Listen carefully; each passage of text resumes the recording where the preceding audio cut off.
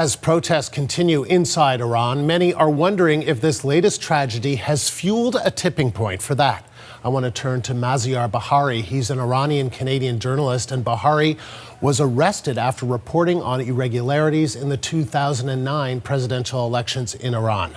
He was imprisoned for 118 days, most of them in solitary confinement at the infamous Evin prison.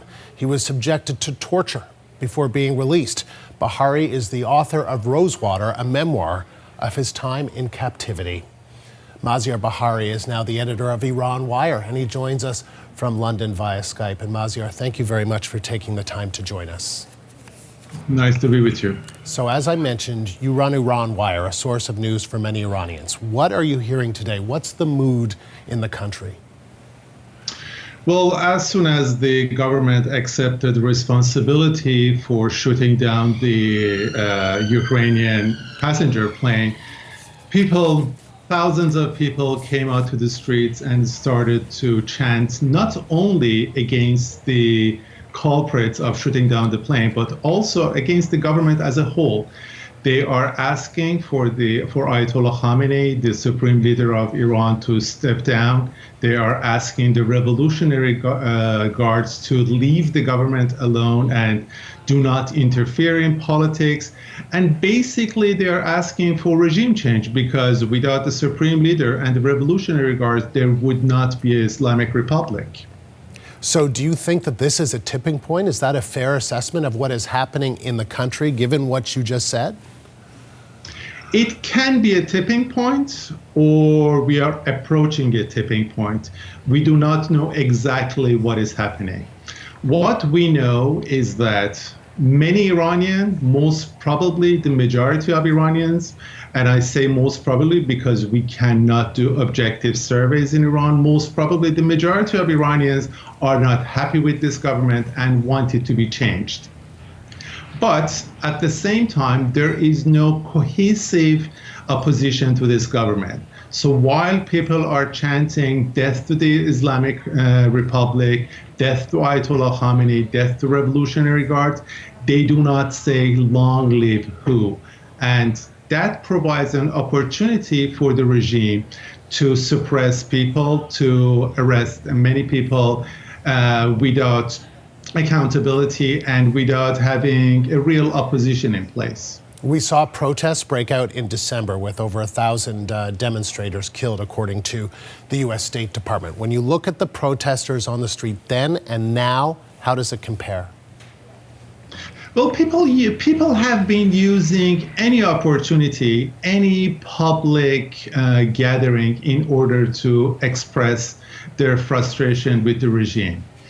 Of course, in 2009, we saw the Green Movement. Millions of people came to the streets.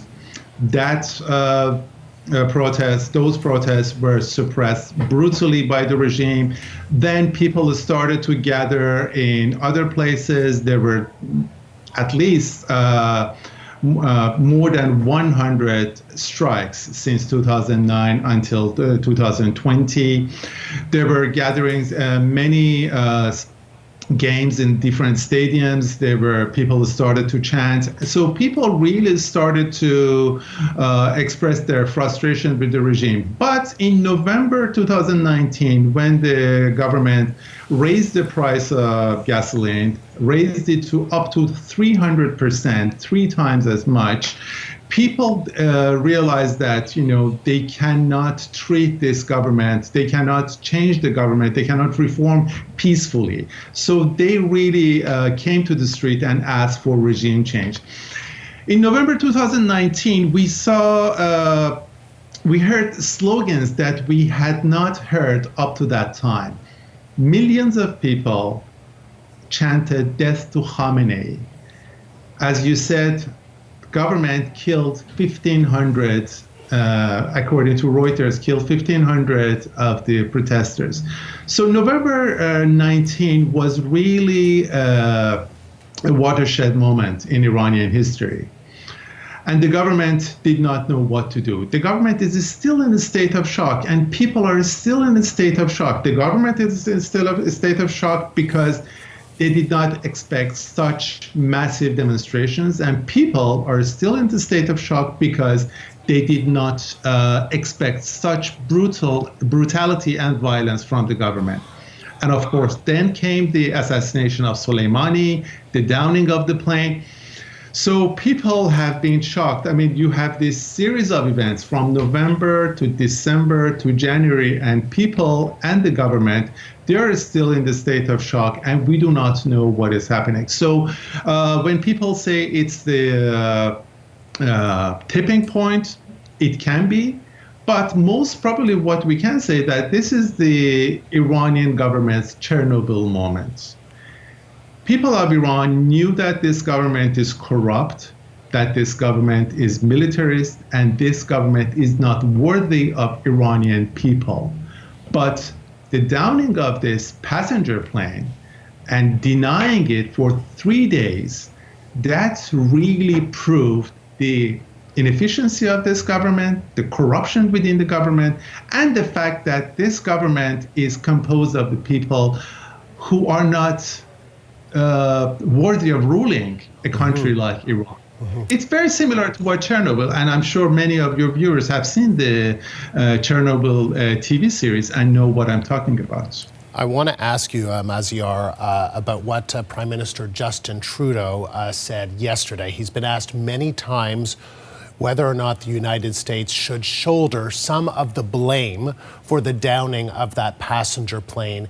Here's what he had to say yesterday. Let's listen.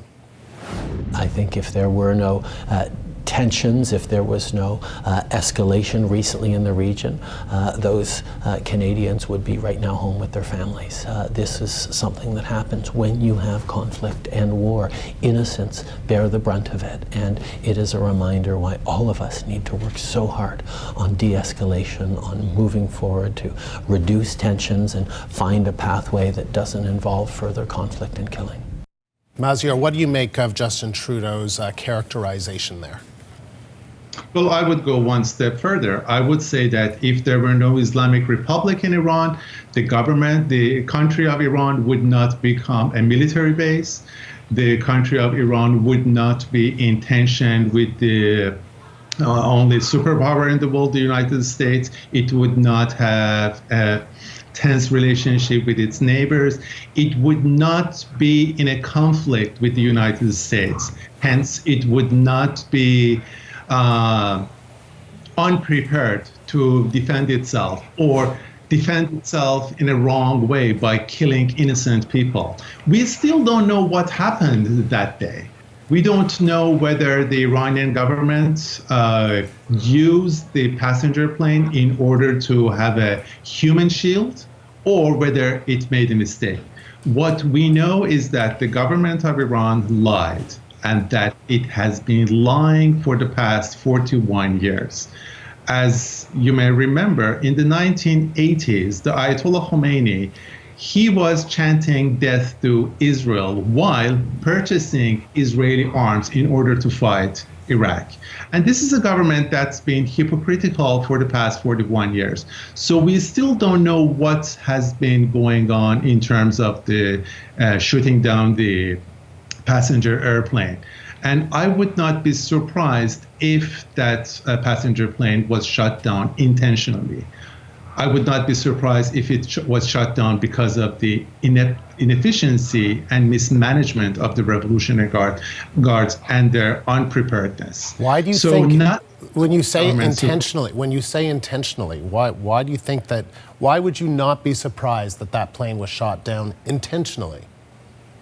What we have learned about this government in the past 41 years, especially after the start of the Iran-Iraq war, where it sent innocent children to step on mines in order to clear the way for Revolutionary Guards to go through the battlefields, then killed almost 5,000 political prisoners, and some of them were just released from prison in 1988. Then it recently, in November, killed more than 1,500, about 1,500 protesters, according to Reuters.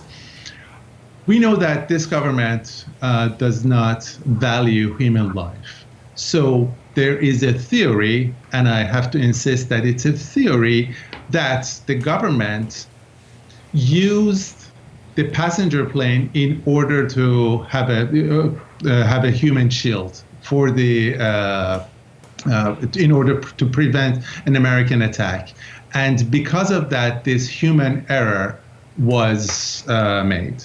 So they could have stopped all civilian flights on that day if they were prepared for a state of war against the United States after the killing of Soleimani. They could have done that, but they did not care for human lives. And that is the problem with this government, that it's ideological, it's revolutionary, and it's not revolutionary in a good sense. It is revolutionary because it thrives in chaos. It thrives in insecurity and instability, because it is a government that is somehow illegitimate. And this manifestation of anger in the past 2 months has shown that this government really does not have the popular support. The name of the government is the Islamic Republic, and unfortunately it has proven in the past few decades that it's not Islamic, because it is a government that's utterly immoral